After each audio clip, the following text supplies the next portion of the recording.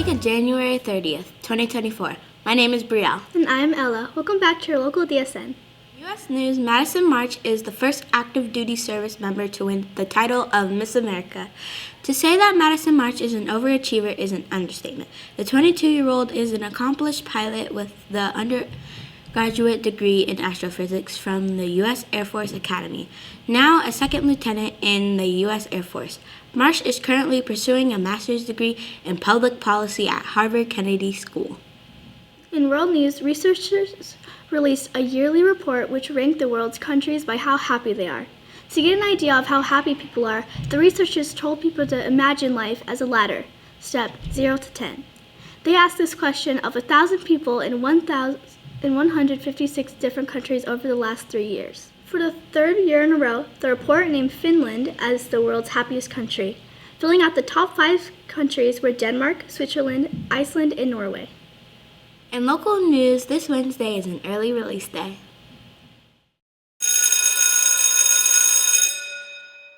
Now let's go to William and Jace with This Week in History.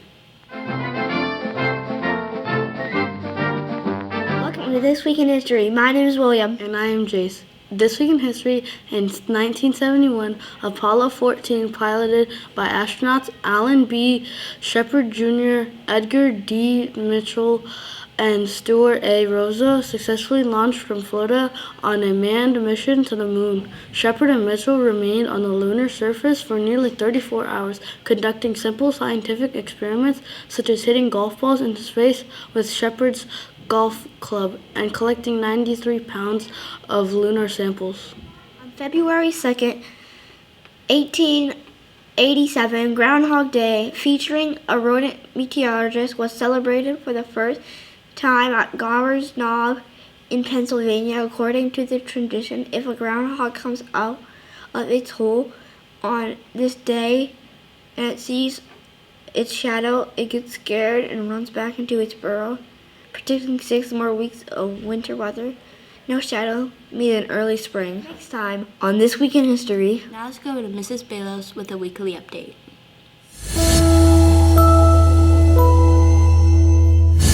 Hello, Desert Sunset, and welcome back to another fabulous week.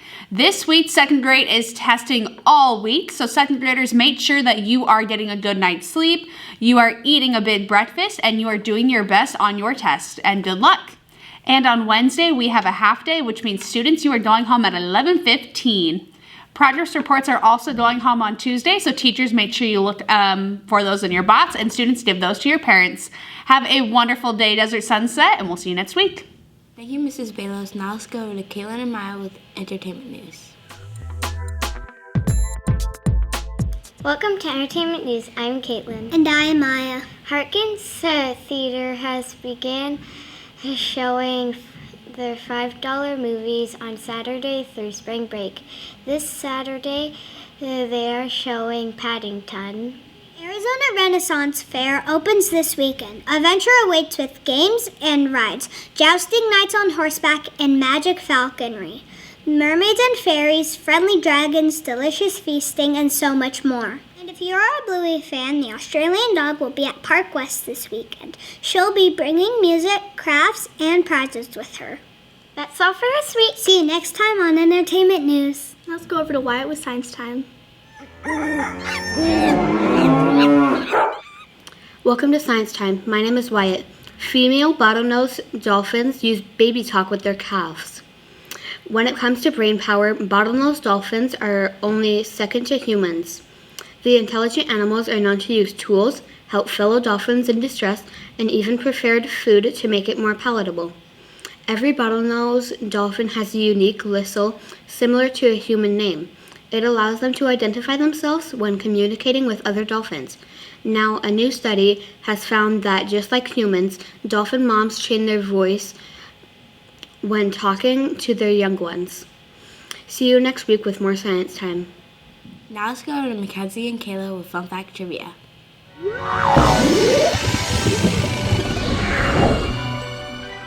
The Fun Fact Trivia. My name is Mackenzie. And I'm Kayla. Did you know that January 30th is National Planned Vacation Day? This day reminds us to plan our vacation at the start of the year for the rest of the year. The early bird gets to pack their vacations and fly away to a little fun and relaxation. Your question for today is, what is it called when you take time off work, but you stay at home or visit a hotel in your nearby city? A, playcation, B, vacation, or C, staycation. You have 10 seconds to make a decision.